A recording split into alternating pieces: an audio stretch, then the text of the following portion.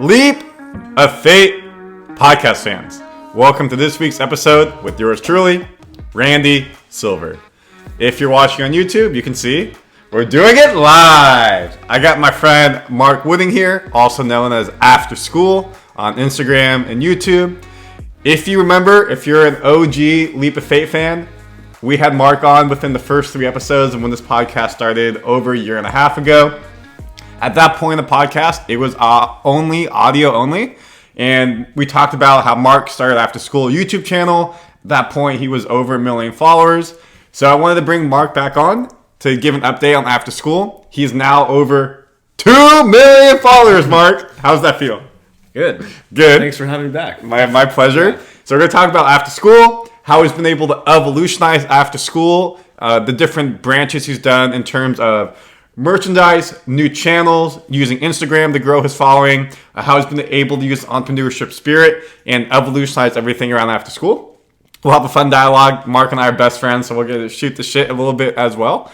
You can see I'm wearing the After Skool shirt right here, so we'll talk about how you can get some After Skool stuff. Behind us, you see the After Skool portraits I have, prints. People who come to my apartment, they love this. So again, if you're not watching, please go to YouTube really quick. Check this stuff out. Leap of Faith fans, before we bring Mark back in, thank you so much. Thank you. Thank you. Thank you. You can see we got 3 cameras today. However you're listening or watching, Spotify, Apple, YouTube, all the good. Thank you so much. Please come support. Help me grow the Leap of Faith message. Please follow, please like, please subscribe. It really helps me out. Just like it helps out Mark. Mark, welcome to the podcast. Thanks for having me. How are you doing today? It's Friday morning, 10 a.m.-ish. Yes, every single week we have our weekly appointment to do a workout. Friday morning. I look forward to it all week. I do as well. So Mark and I, we both live in San Diego together. We work out together, so it's awesome that we get to be able to, be together. I love it. Yes. Clearly, this is before the workout because we're not pumped. Well, I wanted for the camera to make sure our hair was good, nails were done, so that way we didn't ruin it during the workout. We don't want to distract from our message. No, and the message of After Skool is resonating with so many people around the world. So, giving you the platform for a little bit, tell us, as a quick reminder for people who maybe weren't here in the first 3 episodes, fair enough, what is After Skool? How did you come up with the idea, just very briefly, and what are you doing today with After Skool?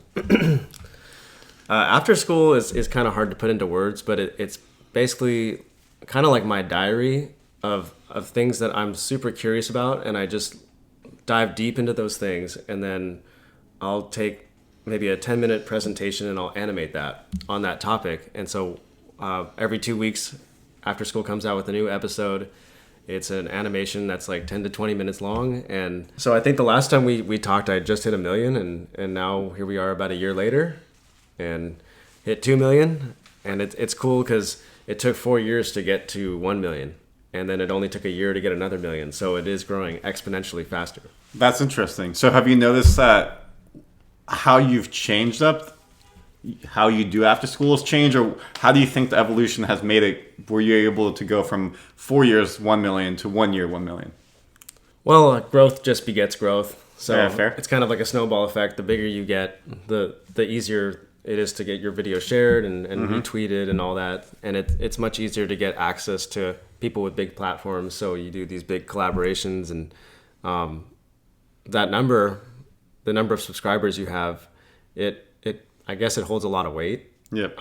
It's superficial, but it does get you access to certain things that I have noticed a difference in like treatment that I get. And I always get a response from an email I could email like 4 big figures and I'd probably get a response. Like it's kind of a shock now if I don't get a response. Interesting. So can you name drop some people that you've collabed with?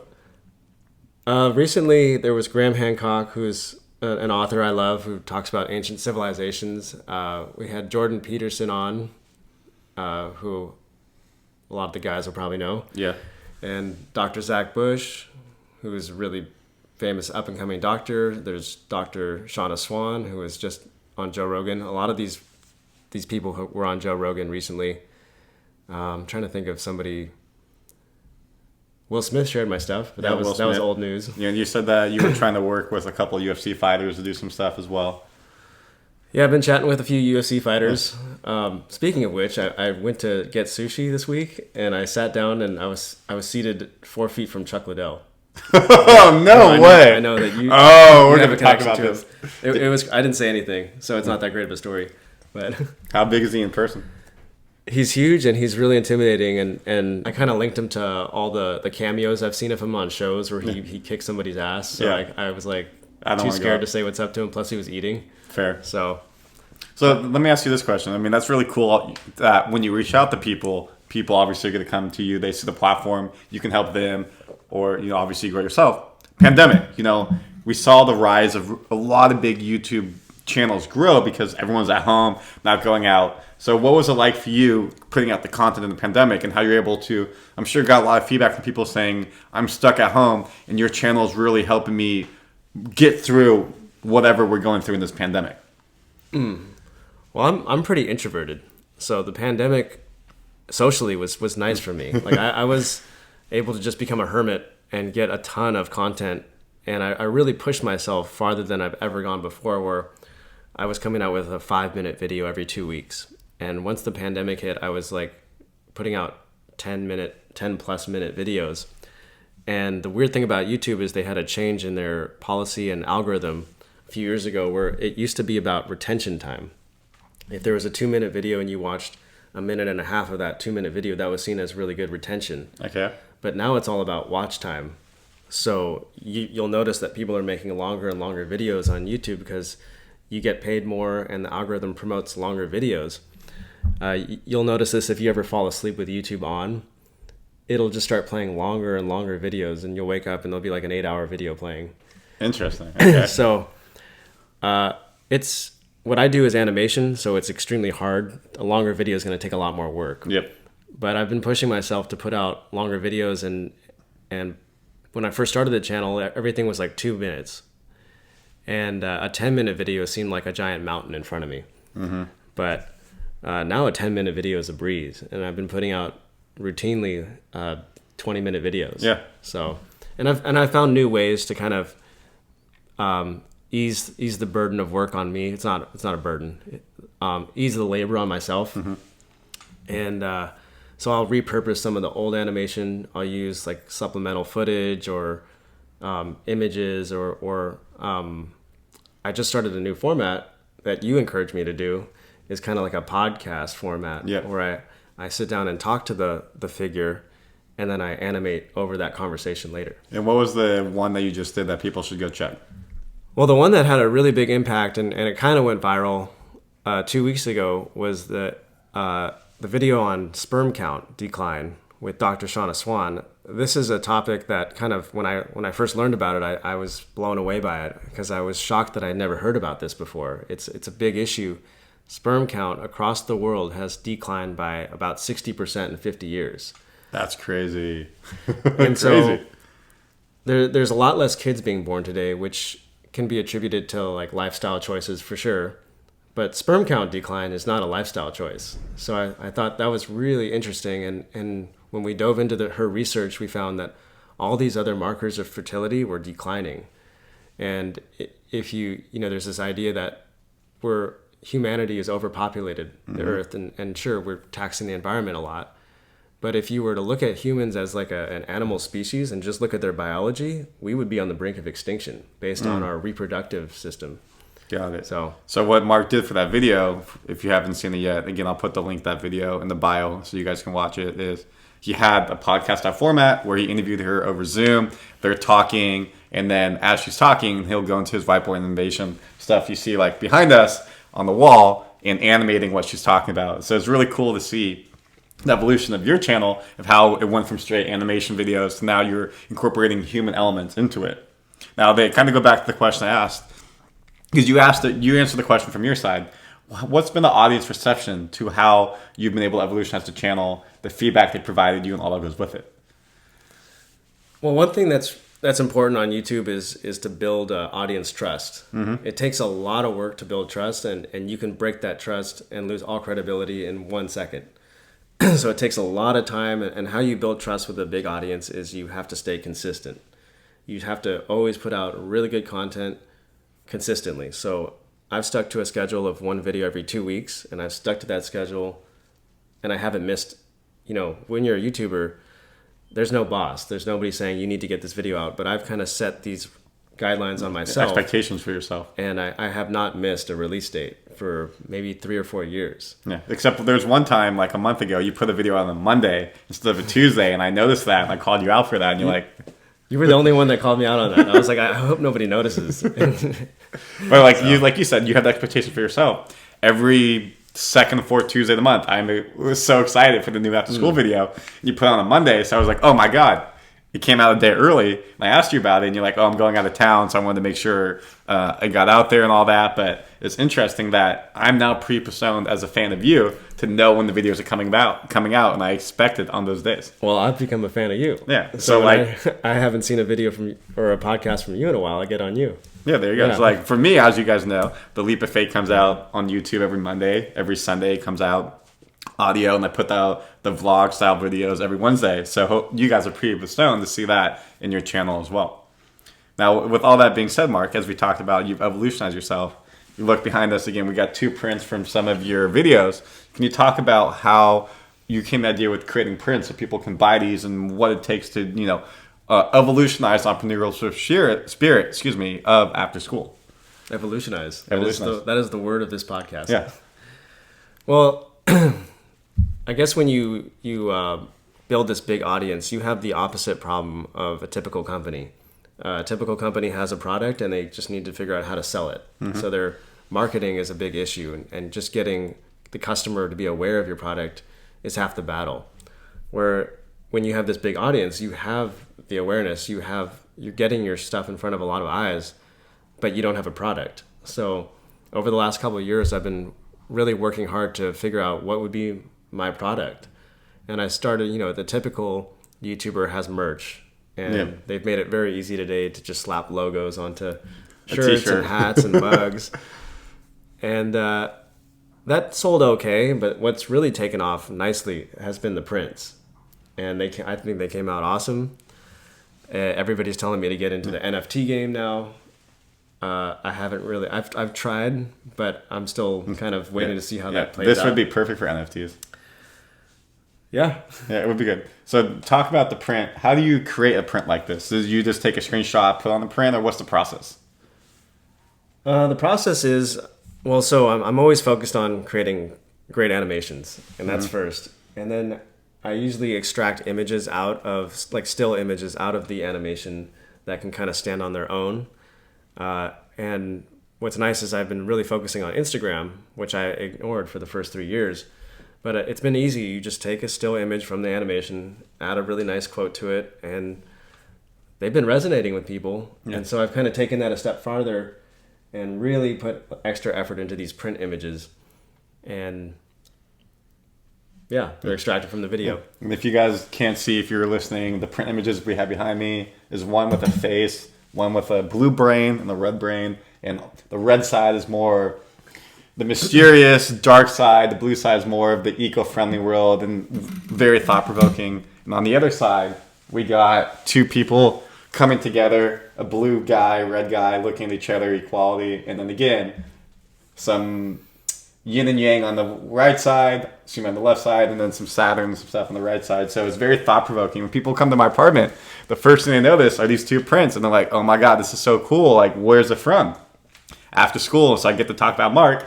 I got Mark also to sign them as well. So now they're mint condition ASAP. And in 50 years, I'm going to sell them and make a bunch of money. Well, I have something else for you. Why don't you take that little package and open it up? Oh, heck yeah. We got a package, so let's take a look. I have no idea what this is. Ooh, hell yeah. Get you a matching. We got a matching mug. Thank you so much, Mark. No problem. What a surprise.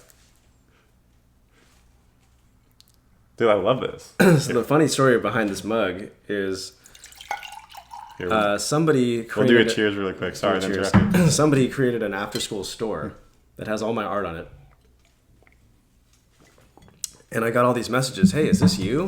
I think I was when someone told you about that. And, I look at it, and it's all my art being sold. I had no idea. They're making a profit off my art. But I've taken this stance where I'm not copywriting or trademarking anything, and I really had to put my money where my mouth was. And I was like, you know what, they're making a profit off of my work. But I got in touch with the person. I said, you know what, that's totally fine. You know, you love the art and you're trying to share it with the world. That's fine. But could you please not call it the After School store? Yeah. Because people think it's my store. And they were nice, and they changed the name, but that's what they're selling. That's not my product. So that's cool, Mark, that we have these mugs and all that goes with it. So you've been able to do this. You talked about Instagram a bit. How has Instagram helped you grow your audience as well? And what's the power of Instagram too? Because I know you're over 100,000 followers now. And I think you said you gain 500 to 1,000 a day. And people are resharing your stuff, which is obviously just helping grow your audience. I'm not really sure what to do with Instagram right now. I kind of see it more as like a fun little hobby. It isn't helping the YouTube grow. The YouTube has kind of helped the Instagram grow. But the Instagram is just a way to reach different audience, and it's more of just a fun thing to do. Like I enjoy Instagram. It's one of the few social media platforms that I like. I don't focus on Facebook or TikTok or Twitter. I've never been on Twitter or TikTok. So it's like heavily YouTube. YouTube is the priority by far. Yeah. And I'll do anything to like just preserve that YouTube channel. And Instagram's kind of just like an extra fun little hobby. Got it. Do you have a team of people helping you, or is it pretty much all you? Well, about 2 years ago, I was really determined to build a team because I was like, I want this to become like a community, this after school idea. And so I was really keen to like hire people, and I was looking at other comparable YouTube channels and seeing what positions they had and trying to mimic that. But over the course of this year, I've realized that maybe I don't need to hire a bunch of people, because I had a team of 3 or 4 people, and I kind of didn't have stuff for them to do. And so now it's just me and one other guy, Mike, who's awesome. Shout out, Mike. We know Mike. What's up, Mike? He's like someone I could, trust with my life, and he's super capable, and he handles the social media management, and he does a lot of the background things that are really helpful. So pretty much just a 2-man team then. Yes. Awesome. So as we keep going then, so we got the Instagram, we got the YouTube channel, you got the videos, we got the prints. How has business been affected for you? Like now that you've not just YouTube channel, have you seen your profits grow? You don't need to say numbers, but like what percentage increase have you been able to now get as an entrepreneur in that mindset? Well, things have been great this last year, and I almost feel bad saying this, but the pandemic has been awesome for YouTube. Yeah, it has. I hear a lot of my friends who work in like retail or the restaurant business, and they're telling me how tough it is for them, and I feel a little guilty because things since the pandemic and the closures have just skyrocketed. I think my YouTube traffic, it probably tripled right when you can almost look back at the graph of when the lockdown happened, and then it's just like it goes up. And I was locked in, and I had nothing to do but make videos, so I was putting out more content, better content, longer videos, and then the audience just grew and grew and grew. So YouTube, you don't get paid for subscribers. A lot of folks ask me, "Oh, do you get paid for your 2 million subscribers?" You don't get paid a cent for your subscribers. You only get paid for views, and on the low end, you get about $1 every 1,000 views ad revenue. Around Christmas time, it'll be like $7 per 1,000. But I've heard it can even be up in like the $15 range. I've never seen anything over $7 myself, but I've heard from other YouTubers that you can get like $15 per 1,000 views. And it adds up. If you have hundreds of videos backlogged, they're just sitting there. That's not any extra work for you, and they're just gathering views. And then the other way you can generate income is through sponsorships. I was doing quite a few sponsorships in the past years, but I've really stepped away from that because I don't. There's already enough ads on the internet, and I didn't want ads within my video. Yeah. And one of the great joys of being a YouTuber is you don't have to answer to anybody. You don't have to like get anybody's approval. You can just do whatever you want. And once you get a sponsor involved, you have to like send them your script. You have to say, is this okay? And then they say, no, can you change this? And the good thing about sponsors is they really let you do your own content. They don't really micromanage what you're saying, but they want to say in the sponsorship, obviously. And so that's just one little hurdle that, you've experienced this life of freedom. You don't want to go back and have to answer to people. And that's why, as a YouTuber, you really control your own content, and you don't have a normal 9 to 5. However, like when we talk, you're like, yeah, I got to like do videos until like 11 o'clock at night. Maybe I don't have to wake up early, but I'm working like all day where someone else has to wake up early. They're done at 5. So you can really make your own schedule. And as you said, like you could have hypothetically 4 videos created and not have to work for a month because you already got all the videos done and know that the revenues can come in from those, plus all the videos in the past that are still getting viewed.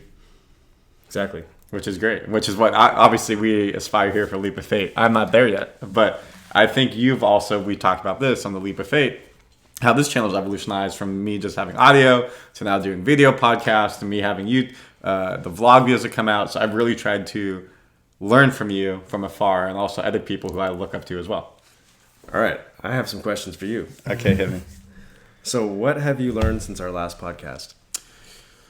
I've learned that it's a lot harder than I expected. I did not expect it to be easy. I knew it was going to be a lot difficult. But the big word that I always got told from you, friend of the pod, Sean Leviton, After Skool, Aware, it takes consistency week over week, as you already talked about earlier. And I've done it week over week.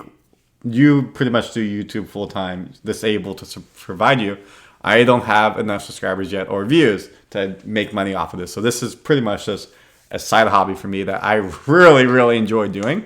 But after doing, my sales manager job where I'm working 8 to 4, 8 to 5, whatever it may be, then I'm basically doing a second job here, editing the videos, editing the podcast, putting out on social media. Just uploading something to YouTube and all the different hashtags you need to do, it takes a lot more time than I expected and all that.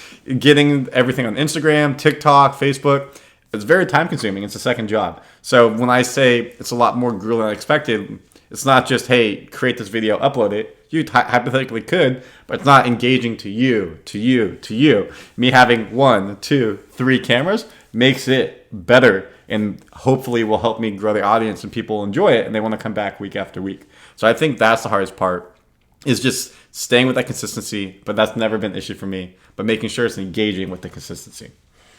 Yeah, I've been really impressed. You've been working hard. Yeah.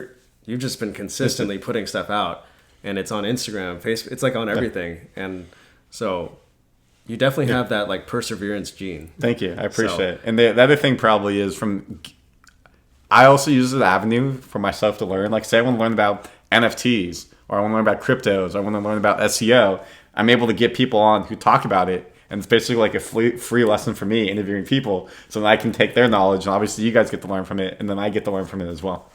Exactly. You set yourself up in a way where even if you don't get a lot of money or views, it's not a failure. It's actually a huge success because you're learning. It's never a failure if you learn. Yep. So. And I would say the other thing as well is I've turned Leap of Faith into an LLC. I'm sure you have After Skool as an LLC as well. So what does that mean? Leap of Faith is a registered business with the state of California, with the government of the U.S. So I'm able to have a business credit card for it. I'm able to do expenses with it. I'm able to try to turn a profit. I've had people reach out to me and be like, hey, Randy, I love how you created the podcast, YouTube. Can you consult me, create my own podcast, help me create my own YouTube channel, and I'll give you a retainer fee. I'll give you a fee like that. So if you're out there, thank you so much. You guys helped me with that. So I'm able to turn money that way, even if I'm not profiting off the YouTube videos. That's extremely valuable because I'm seeing these big institutions like Hollywood or academia or big companies, and they're trying to figure out what is it about these content creators, these independent content creators. How are they reaching so many people? How are they inspiring and influencing so many people? And right now, those big old legacy institutions are kind of losing that battle of influence. And so if you can come to them with a package of here's how we reach people in an authentic way, you can write your own price tag on that. Yeah. And it's you see content creators like yourself, Mr. Beast, you got the Nelk Boys, people like that. To the older generation, people don't know who they are, but these people have 10, 20, 30, 40 million followers throughout all their platforms. And they're going to be the future in 20 years from now. They're going to be the ones running everything because their followers are going to stay with them versus these people who are still in the legacy path. They're going to get lost because the younger generation is on social media today. I've been having some really interesting conversations over this last year with people who are extremely successful in these old legacy institutions like Harvard or Hollywood movie production. And they're really interested in what is going on with content and influence right now. So I had a good conversation with a big time billionaire movie producer who has done huge blockbuster movies, and he really wanted to get in touch with me. And I was like, I had to question it. Why does this person who's extremely successful in this domain, why are they curious about what I'm doing? And I found it interesting that you can spend billions of dollars on these big time blockbuster movies and a couple million people might watch it. And at the same time, you can have a teenager pick up their iPhone in their kitchen and reach 10 million people on TikTok for no money at all. And the same thing's happening in higher education. I've been in good discussions with Harvard and some other schools where they'll spend $50 million on research and they'll spend no money on outreach. So they'll do this big study on whatever, and it'll go through all this rigorous process of getting peer reviewed.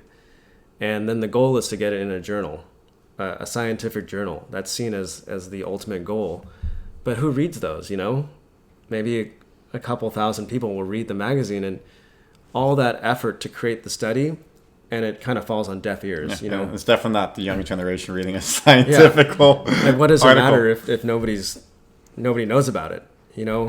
People are more interested in reality television or what's going on with the Kardashians or something, So the institutions are recognizing this, and it's almost like Blockbuster in 1999, where your Blockbuster's like, no, something like Netflix will never take off, but they're recognizing that things are changing. The old way of learning at a college and spending $80,000 a year on tuition might be changing. Information can be accessed by everybody now for free. It's like open source. YouTube University. Yeah, so we're seeing the rise of podcasts. Why are people so curious in podcasts? You'd think that our attention spans are getting shorter and shorter, but now we're listening to 3-hour podcasts. So the way media is being digested is changing, and I think the big industries are trying to respond to that.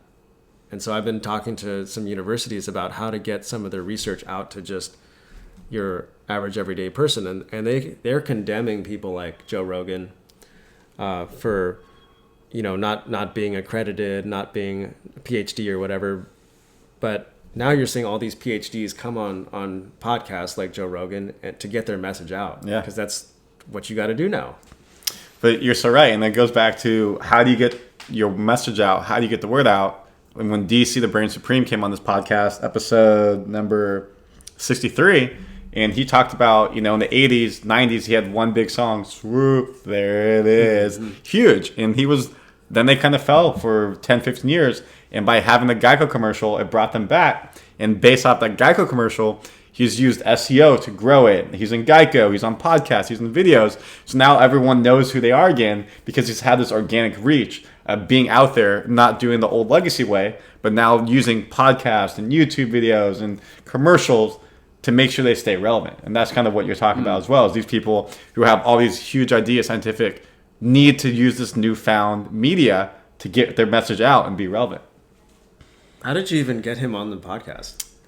There's a website called Radio and Podcast Interviews I subscribe to, and they've put out a daily newsletter, and podcasts can promote on there for people to reach out and come, or guests can promote themselves for podcasts to reach out. And he was promoting himself, and I reached out to him.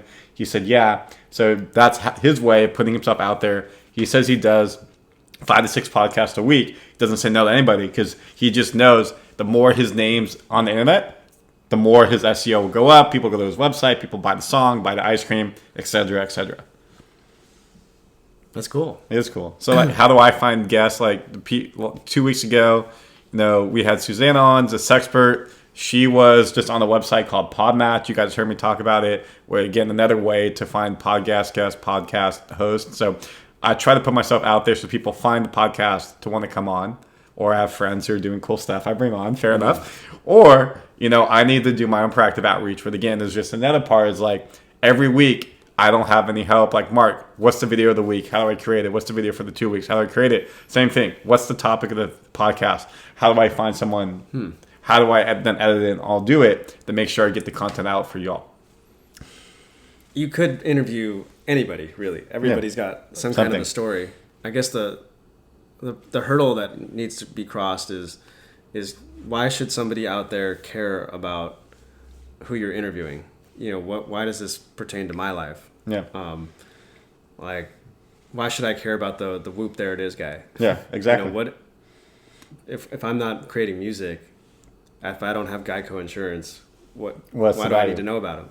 And that's where he talks about, well, I'm teaching you SEO, I'm teaching you life lessons, so he tries to do it. And like, I get that leap of faith, the overarching theme is overcoming adversity, teaching life lessons. That's very vague. And like, I get that's vague. A lot of people said you need the niche, like this is just abroad, speak UFC every week, speak sports every week, speak about how you can be a better public speaker. And I stumble on that on purpose to like play along with that. But you get the point is when you niche, that's how you get an audience because people expect that same type of content week over week. Mark's content doesn't really niche, but it's the same central theme of animation videos, big ideas. He's going and making them very easy to comprehend through his videos. Leap of Faith theme is overcoming adversity. And 1 week we talk about NFTs. 1 week we talk about cryptocurrency. 1 week we talk about after school. 1 week I talked about getting a new job. Not a big like niche there, but if you're invested in me, invested in the channel, invested in what we're trying to promote, then you'll find that fascinating week over week. And thank you again. If you are here week over week, it means so much to me. Well, that's an interesting idea, like doing a niche or keeping it really open-ended. And there is a lot of attractiveness in doing a niche. Yeah. Is it niche or niche? Either way. So, like if you do a niche, you really know your target audience, and you're gonna be able to locate that audience. They're gonna be able to find you, and you're probably gonna have a very dedicated audience, but it won't get that big. Yep. And so I was like you, where I didn't really know like what my niche was gonna be. So I'm very thankful now that I kept it super open-ended because I have the freedom. I can talk about anything. Yeah. And when I was first trying to find a name for the channel, I was leaning towards like a science channel, like a kids science channel. And the channel is so different from that now. It couldn't be more different. It's like philosophy for adults. Yeah, so just a good way to say it. Maybe that's the second project you can start eventually. A kids science channel? Or yeah, a kids channel. Maybe it's called Before School. Have we talked about this before? Yeah. Please, nobody out there take that name. It's already trademarked, don't worry. But you started with no following and you have it. So now you can kind of just talk. Joe Rogan already had a following. So he doesn't need to niche because people were there for him. And so what we've seen nowadays as well is you are the entrepreneur. In the past, there was the business, the product. Now it's the person is entrepreneur, and people are following the person. For a great example, again, love or hate them, the Paul brothers. Whatever they touch has become successful because people invested in them for the love or for the hate, and they can diversify what they're doing. Now, somebody random like me, I try to go up and fight Tyson Fury. I try to go up to Floyd Mayweather and say, let's fight. They don't give a crap. But because they have the entrepreneurship mindset, the following that goes with them, and they know that whatever they do, people who are around them can make money and bring in money, they're able to diversify themselves. I'd care if you fought Mayweather. I would care too. How long do you think I'd last in the ring with him? Oh, I think you'd knock him out. Good luck. I mean, if the Paul brothers can do pretty good, I mean, he's my height. We're both 5'8". Sweet. So I was going to ask you another question.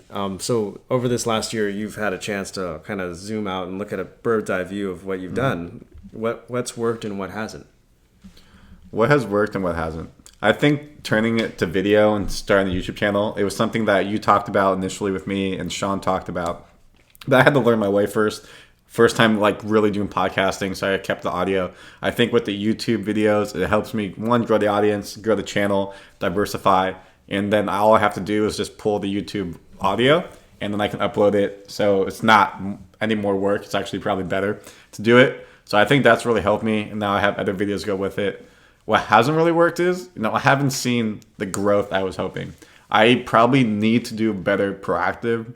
Like I do on Instagram, I do on YouTube, I do the hashtags so people can find me, but I'm not really going out there and commenting on people who might be interested in me, commenting on different videos that would be similar, reaching out to people like, oh, have you seen my stuff? Like, check this out.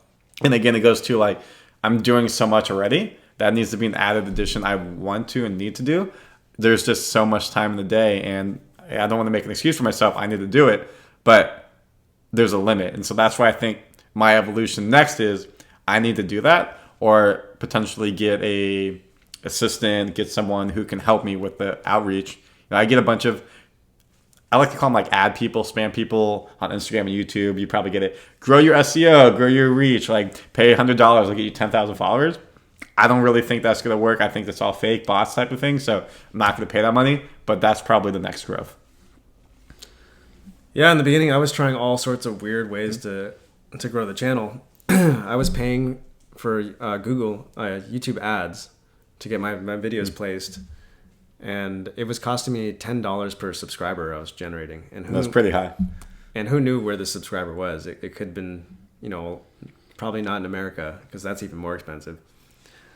So, as you know, I was going out literally physically on the streets and getting people to subscribe. I would go around the library at the college, and I would, when somebody'd get up to go to the bathroom, I would like go on their computer real quick, hit YouTube, subscribe, close the window, go back to my chair. We won't say what college that was, don't worry. Yeah, and I think I probably talked about this in the last podcast. We had that big party at my house, and in order to get in the house, you had to go on your YouTube account and subscribe. And that got me like 70 new subscribers. So probably 5 accounts from you. Yeah, probably. Yeah. Multiple emails. So again, I haven't gone to a party or thrown a party and done that, but like you and I have talked about, it's something that I need to do, or I should do, to help continue to grow. Because obviously once you get more subscribers, the algorithm will see that, show the video to more people. So it's a revolving door. Yeah, in the beginning, you kind of have to shamelessly promote yourself. And it sometimes for a lot of people, it feels weird. Like, I don't want to talk about my thing, but if you don't, like, nobody else is. Yeah, right? I agree. So I was going to ask my last question is, how do you measure success? I think for me, how I measure success would be, am I enjoying it? Again, if this was my full-time job, then it comes down to, am I making money off of it? That would be the success. Like, can I sustain my life? Because it's not. Am I putting 20 to 40 hours a week in it? Am I just doing it to like do it? Or am I like really enjoying creating the podcast, creating the videos? And I am. Like, people know me as Leap of Faith. People call me Leap of Faith around. You guys saw the video for Halloween. We got bottle service. We had Leap of Faith on it. It was sick. So like, it's definitely something that I enjoy doing. It's growing. Now, ultimately, my goal would be able to do this full time, and I'm not there yet. So the ultimate success in making the dream happen would be being able to quit the 9 to 5 and do this full time. You guys heard me I got a new job. I talked during the summer in between jobs when I took a sabbatical. I just did Leap of Faith all summer and just like created videos and podcasts, and it was great. I really enjoyed it, but I wasn't making money off of it. So to be able to live in San Diego, have my 1-bedroom apartment, live the life I want to live, I needed to get the corporate 9 to 5 and have the opportunity to do stuff like this on the side. That's great. Yeah. So the goal is, again, please do like, subscribe if you like this content. Help me out if you want to continue to help me. And like, again, with Mark, same type of thing. Like, he basically works on After School 24/7 now because he's been able to put the hours and hours in. It wasn't something that happened overnight, as we talked about. Yeah, it's kind of like a hobby that just explodes. Yeah. And one thing I think about is like, what would you do if you knew you couldn't fail? And then go do that. What would you do if you knew you couldn't fail? I would become an athlete, D1 athlete. Go to play professional sports. Probably play World Cup soccer. Go against Cristiano Ronaldo, juke him out, score a goal. It would be fantastic. That would be awesome. Any final words, Mark? Not really. Yeah, I'm actually, I prefer much more to ask the questions than answer. I'm not much of a talker. Well, that's what your channel is all about, is thought-provoking, Yeah. getting questions, and then trying to have people come up to their own conclusions. Yeah, that's worked pretty well, is not forcing any information on anybody. Like I've realized that you can't control people's thoughts. You can't control their behavior. You can't tell them what to think. You can't, there's this thing that they call YouTubers, they call them influencers. And I've always thought that term was really silly, and it didn't sit right with me, because you can't try to influence somebody, because that's not influence. The only way you can influence somebody is by inspiring them.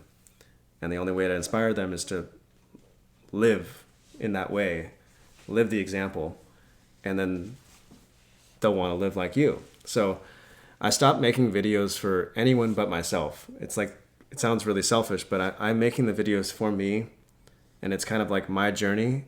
And if it got no views, I would still get a lot out of it. Mm-hmm. And because it's really for my own personal growth, it's resonating with other people, because we're all on the same journey. We might just be at different places, but we're all on that same journey. Got it. So on that journey in personal growth, what videos do we have coming down the line? I've been kind of making it up as I go. Like usually I have a plan. I have like 3 videos planned out, but lately I've been traveling and a lot of things have come up. But the next video that comes out in about a week is from Eckhart Tolle, and Alan Watts, which should be a big hit. It wasn't too much extra work, because I already have so much art around those two. And I've got some exciting things going on with Alan Watts and his foundation. So we're starting a kind of a little partnership, and Alan Watts has been a big part of my channel. And then after that, I wrote my own script on good versus evil. So I've been thinking about kind of like inner demons a lot, and trying to explore my own dark side. That's been new. But yeah, I really don't. If you have any cool video ideas, please send them to Randy. Send them to me. Send them After School. If they want to find you, how can they find you? After School on YouTube. And one of the great things is I get 100 emails, 100 messages every day of people sending me really good ideas for videos. Like, hey, have you ever made a video about this? And they'll send me links to talks or articles. And I can't respond to all the emails and messages, but I do look at every one. Okay. You know, I may not respond or turn it into a video, but I look at every single one, and if they include a link or an article, I check out every link. I love that. You know? So he is a man of the people. If he does not respond to you, just know he has seen you, though. Yes, He'll leave you on red. I'm pro-human.